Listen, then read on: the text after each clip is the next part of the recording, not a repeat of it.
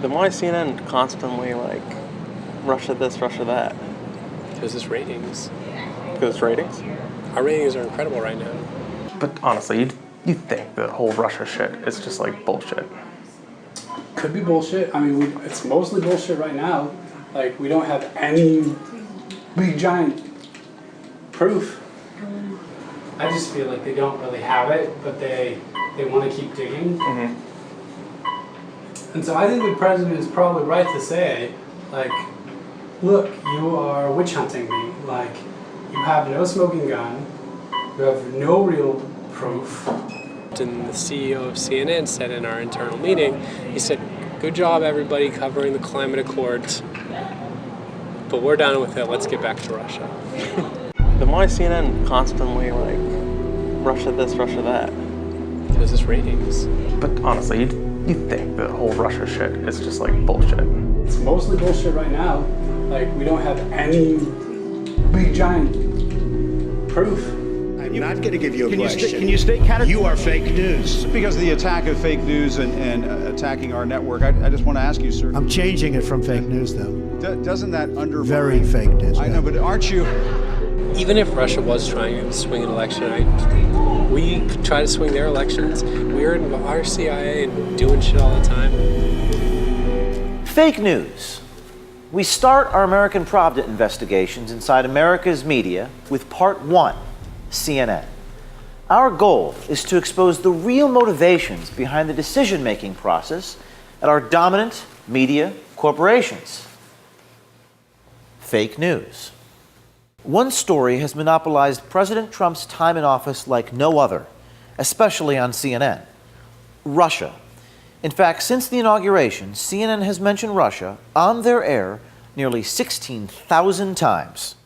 So we sent our undercover reporters inside CNN to understand why, and to determine if CNN even believes that the story is even real. You're not going to believe what you're about to hear, or maybe you will. I'd like to introduce you to CNN's supervising producer, John Bonifield, in Atlanta. So you believe like the Russia thing's a little crazy, right? Even if Russia was trying to swing an election, we could try to swing their elections. We're in our CIA and doing shit all the time. Like, we're out there trying to manipulate governments. Like, you win because you know the game and you play it right. She didn't play it right. Then why is CNN constantly like Russia this, Russia that? Because it's ratings. Because it's ratings? Our ratings are incredible right now. In the month of May, CNN's ratings were significantly higher than they were the year before.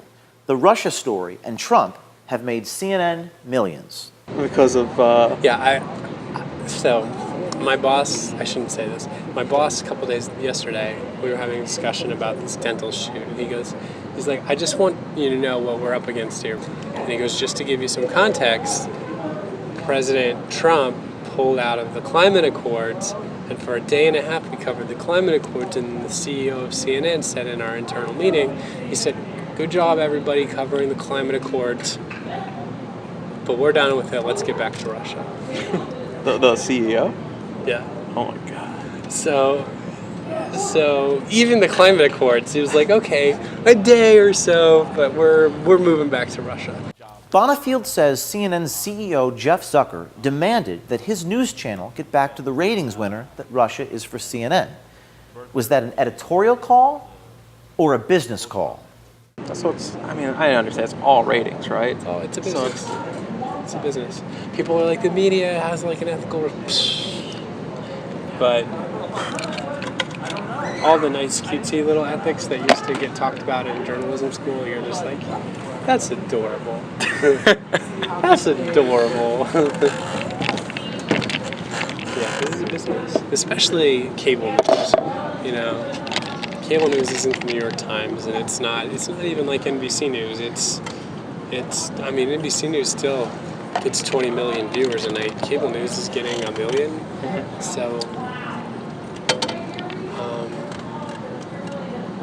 they gotta do what they gotta do to make their money, I think. And so I love the news business, but I find it so I'm fascinating. very cynical about it. At the same time, so are most of my colleagues. Yeah, it's like I'm not alone. Bonifield has worked for CNN as a journalist and producer for nearly 15 years.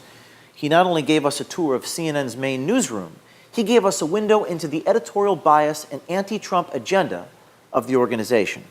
I think that there are a lot of like liberal CNN viewers who want to see Trump really get scrutinized, and I think if we would have behaved that way with President Obama and scrutinized everything that he was doing with as much scrutiny as we applied to Donald Trump, I think our viewers would have been turned off. I think they would have thought like we were attacking him.